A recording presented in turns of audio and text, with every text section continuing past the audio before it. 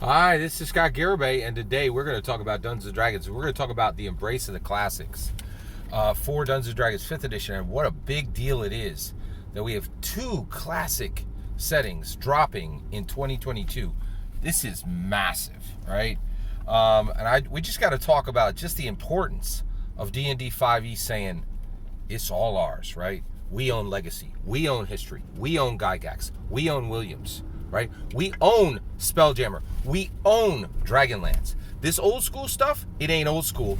It's now. We own it. D&D is it. We own it forever, right? And it's like, it is a throwdown, man. It is huge, right? So let's talk about this. What does it mean that we're getting two classic settings in 1 year, right? First of all, I'll tell you right now, all of this came from the March 2020 problem. I really feel like Wizards of the Coast was like, well, we really want to build D&D out and take it in a bunch of different directions, and and everybody's saying, hey, shut up, give us the old stuff, right? Like, we want the old settings. Nobody cares about this new nonsense. Let's get on with you guys giving us Dark Sun and Aberrance and and all the old stuff, right? And they were like, yeah, we really want to do different, And March 2020 came in, and everybody, like, the execs were like, I don't care what noise you guys bring in. Y'all's best bring bucks in-house. Dollars now, right? Like, and it wasn't just them. It was every company in the world, right? And I'll tell you right now, there are a lot of company corpses out there. Like, there are companies that did not make it through the March 2020 problem. Like, that thing is 2 years and done, right?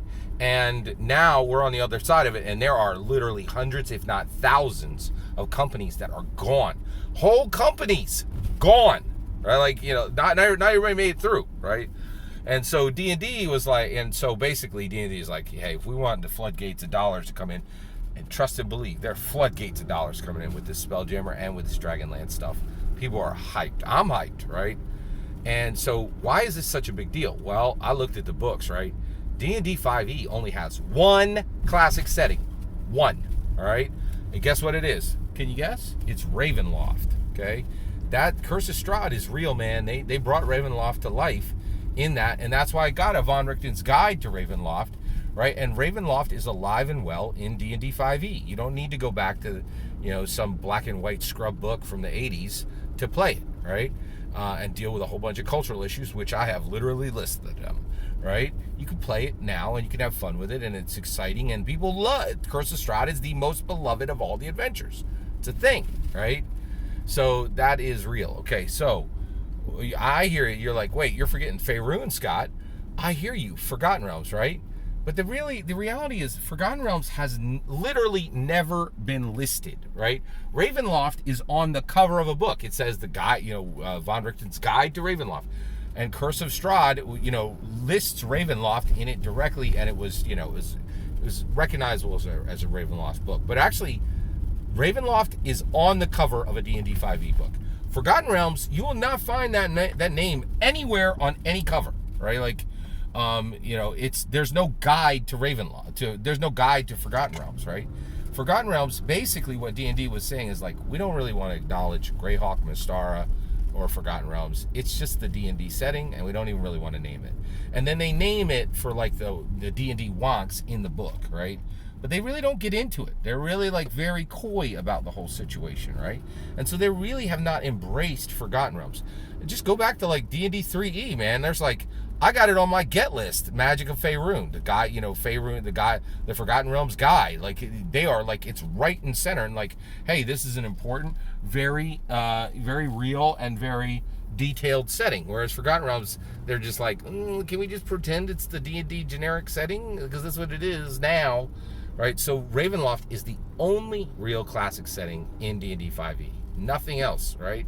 And there's Yawning Portal, and Greyhawk is mentioned, and Mystara is mentioned, and a lot of other settings are mentioned, but they're not really there.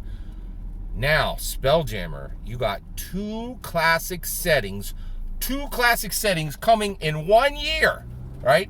So in 8 years, 2014 to 2022, in 8 years, we got one classic setting, and in 1 year, we're getting two, right? And I will tell you right now, D&D about to jump off the launch pad like a rocket with 3 boosters, man. Like a space shuttle with 3 booster rockets, man. This is going to send D&D to the skies, right? Like, I really feel like they are going to get a lot of money. I think they're going to use that money, and D&D is going to be stronger. D&D Direct was massive, and the reality is, one of the things they were saying is, hey, you know, it took a long path to get here, right? But the reality is, at the end of the day, D&D owns it all, right? Gary's legacy is here, right? Gary's legacy, everything he built, everything he constructed, everything Williams did, which belongs directly to Gary because he handpicked her, right? It's all here, and it's now, and it's for you, and we're bringing it, right? And now there's this release of pressure from the D&D community because the D&D community really was like, are we ever going to get any of this stuff? And now there's hope, like, you know, for Dark Sun and for Birthright and for all these other things. Planescape is done. You could forget Planescape because Radiant Citadel is definitely replacing Planescape.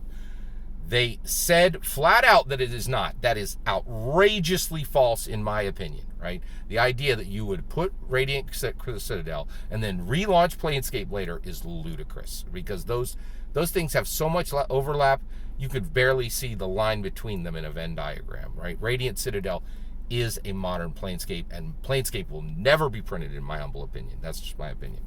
All that's my opinion. Do you see the power of this, you know, actually releasing 2 actual classic editions in the now, and how powerful this is going to be? You know, those are my thoughts. I'd love to hear your thoughts. Let me know in the comments below. Please consider liking and subscribing, and have a wonderful millennium.